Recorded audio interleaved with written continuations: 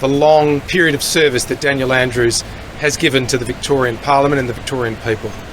He entered Parliament here in 2002. So for the last 21 years he has been the member for Mulgrave, and for the last 9 he has been the Premier of Victoria. And I do take this opportunity to wish Mr Andrews well with his family and all that he does in the future. But at a time like this, it's also important to face the facts. And the facts are that Premier Daniel Andrews is standing down today because things have fallen apart. We've seen it day after day, one crisis after another. The legacy that Daniel Andrews leaves is a state that is broke. Victoria is broke, we know it, we see the evidence of it every day. And whether it is mounting debt, $200 billion more than any other state, more than many other states combined, a debt of over $200 billion that generations of Victorians will have to pay for and make sacrifices for. This level of debt will compromise the future we all want to leave for following generations. In Victoria, we're paying something like $15 million a day in interest, and that figure will only grow, with no sign that the economic future we can give to our children and future generations will be better than the one we inherited. We live in a state of the highest taxes. Daniel Andrews' legacy on taxes is that he leaves a state whose people pay the highest taxes in the country, more than any other state. And what do we get for it?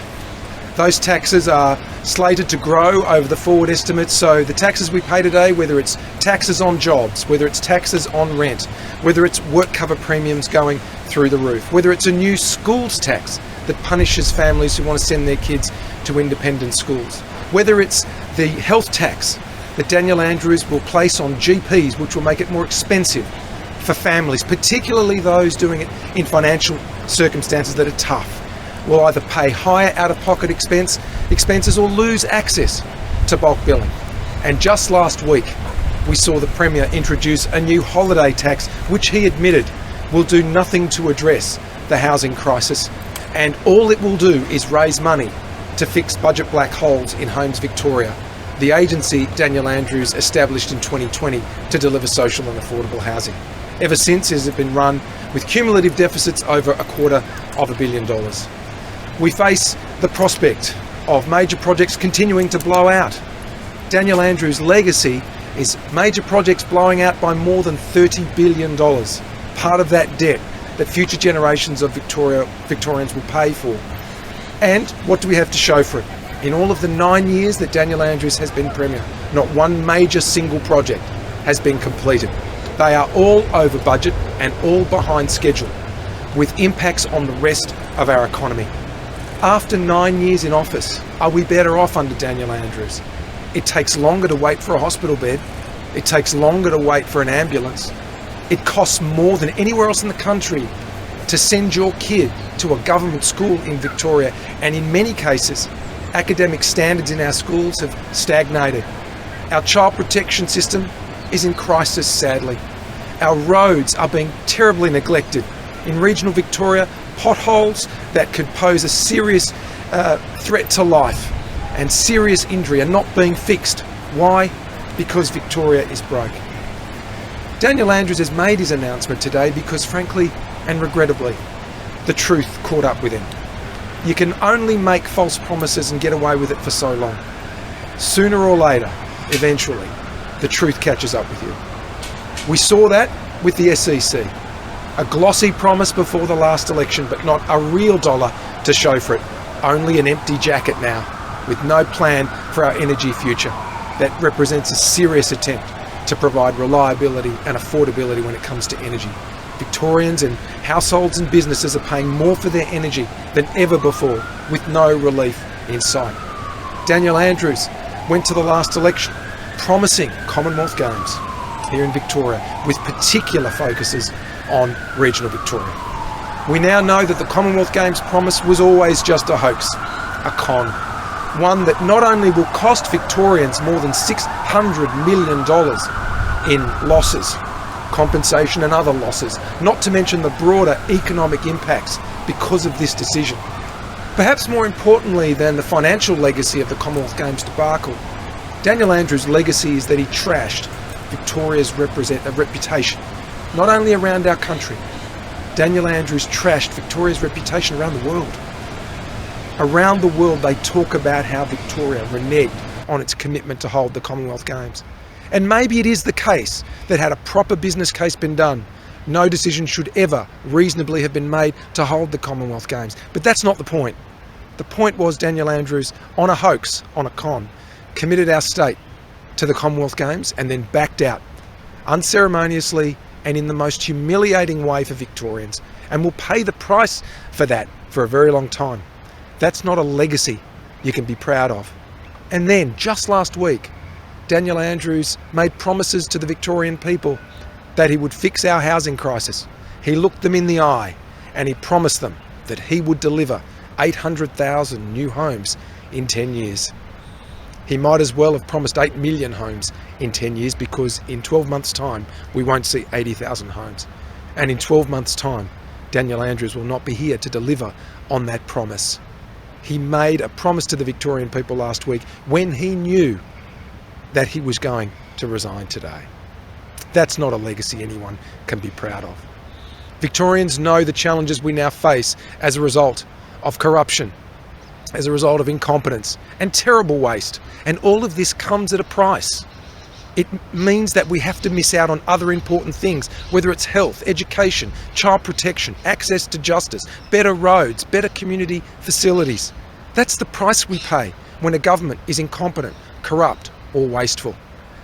My vision is for a very different Victoria.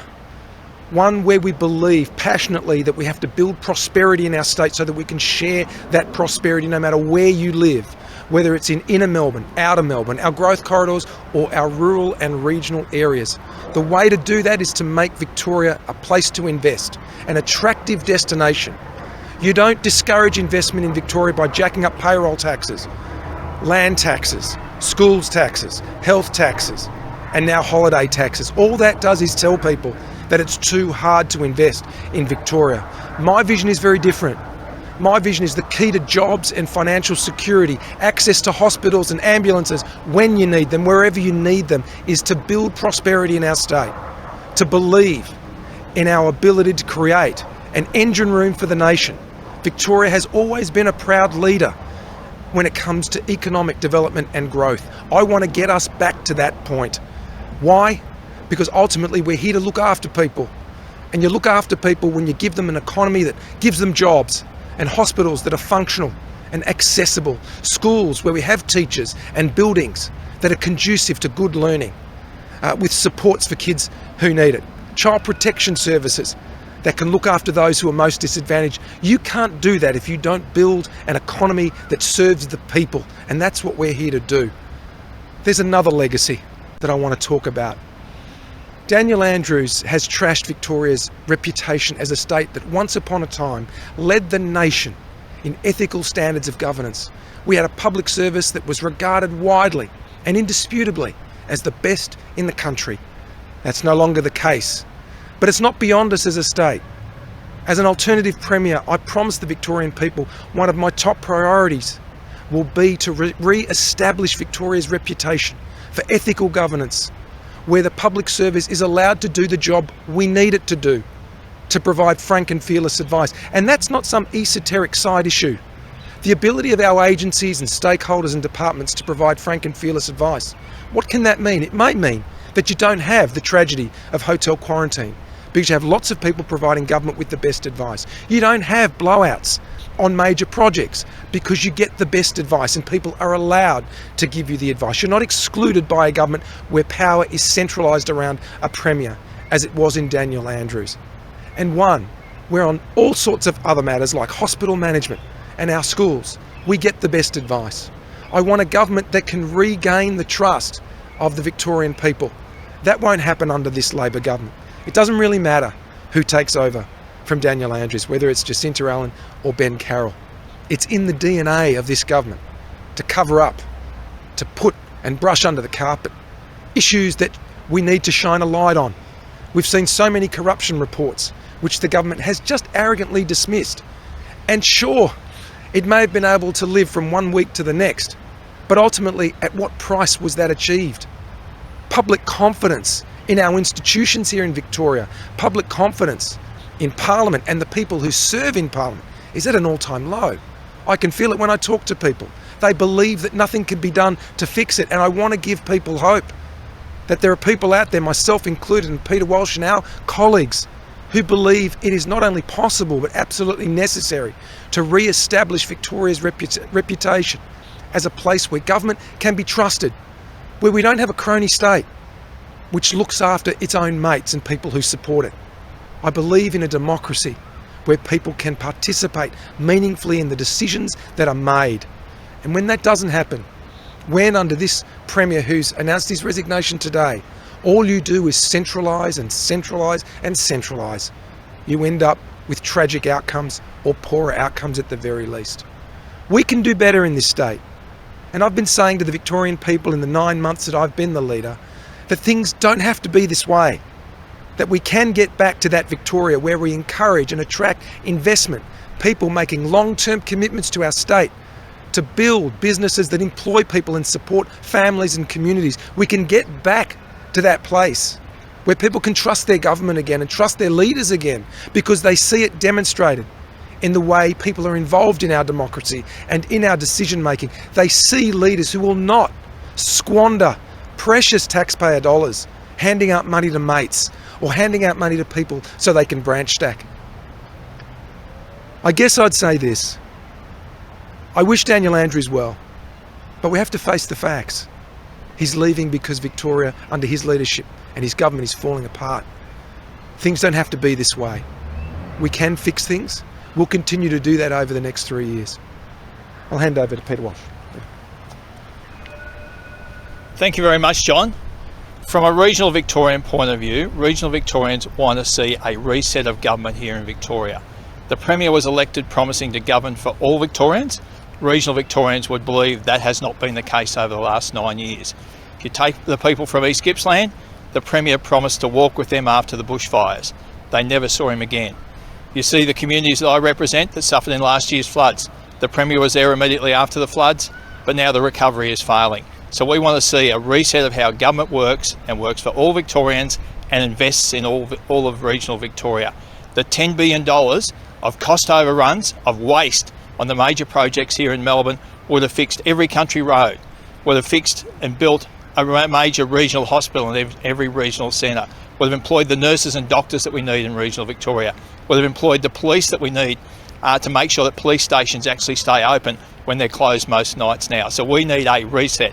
Whether it's Ben Carroll, whether it's Jacinta Allen that is the future Premier, please have a reset, govern for all of Victorians, bring back accountability, bring back truth, actually tell Victorians what's going on, rather than this constant spin cycle of major announcements and nothing to follow it up.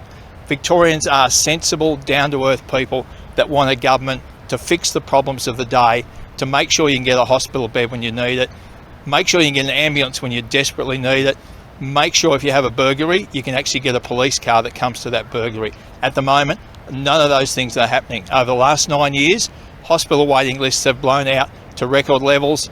You can't get a hospital bed, you can't get an ambulance, you can't get a police response when you need it. They are the things that a state government is responsible for. So please, whoever is the future Premier, let's have a reset, let's govern for all Victorians, let's make sure that all the problems of the past are actually fixed. The money that has been wasted, the corruption, the nepotism is what is driving the costs of Victoria, what is driving the cost of living crisis that families are having. If you look at the transition to renewable energy, we all accept we're going to transition to renewable energy, but it's how you do it that you're not actually destroying people's household budgets.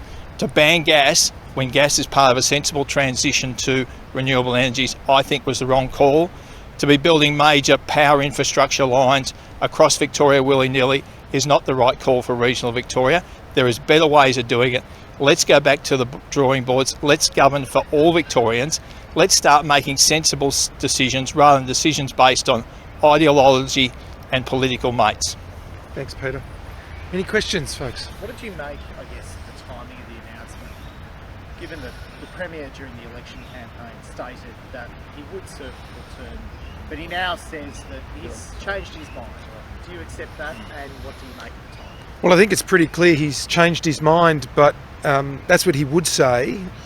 It's pretty clear to me, if we go on the Premier's form, he always knows when he makes his promises what he's actually going to do.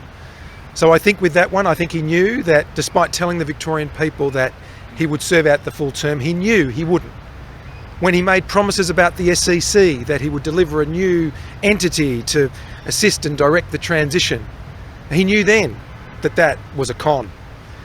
When he made his promises about housing last week, he knew then that he wouldn't be here.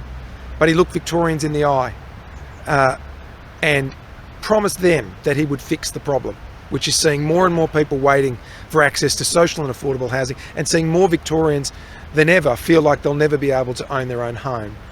So I think the Premier has form on making announcements he knows he'll never deliver or never be around to deliver. You're going to be facing a new opponent. What does that, do you need to change your tack? What does that mean for you going forward? Yeah, look, we've worked very hard in the months since the last state election to provide Victorians with an effective opposition that holds the government to account. And whether it's the Commonwealth Games, whether it was these tax increases, which were clearly broken promises, whether it is the absence of any kind of plan around the SEC and energy, whether it is corruption, Daniel Andrews has made all of these promises and his ministers have echoed those promises. We've worked hard to be an effective opposition. The concern I have is that whilst Peter is right, we need a change, I do have a concern that we won't get it. Jacinta Allen has been a co-author of all of the debacles under the Andrews government. She's been there when major projects have blown out. In fact, she's been in charge of those major projects. She was at the wheel when the Commonwealth Games went off the road, and she never took responsibility for that. So if Jacinta Allen was not prepared to take responsibility as Deputy Premier, I have no confidence that she'll take responsibility as the Premier. If it's Ben Carroll, well, you know, I like Ben, but his management of the Mikey public ticketing system was a debacle. Victorians are going to pay more for the contract and still not get the tap on and off system that they were promised. He's not someone who has form either in being able to lead this great state. And we need to do so much better because people are suffering. So my concern is, whilst Peter is right, and I agree with him, we need a reset, I just don't think we're going to get that with anyone in the caucus I can see. You were planning to do a minimal reshuffle with the departure of Matt Barr. Does today's news warrant a bigger reshuffle? Yeah, I'm going to postpone that until we see what the lineup of a new ministry is. Well, there's obviously going to be a Labor reshuffle. So I think it is very sensible and reasonable, I think, that we wait that out, just see what that looks like, and then we'll reassess the formation of our own shadow cabinet and positions. And there'll be a by-election in Mulgrave. Is that something that you view as winnable for the Liberal Party? Yeah, look, as a party, we'll be discussing that over today and the coming days, and we'll have more to say on Mulgrave, but certainly we've shown a willingness to take up the fight wherever we can. So we'll have more to say on Mulgrave shortly. Okay, thank you very much.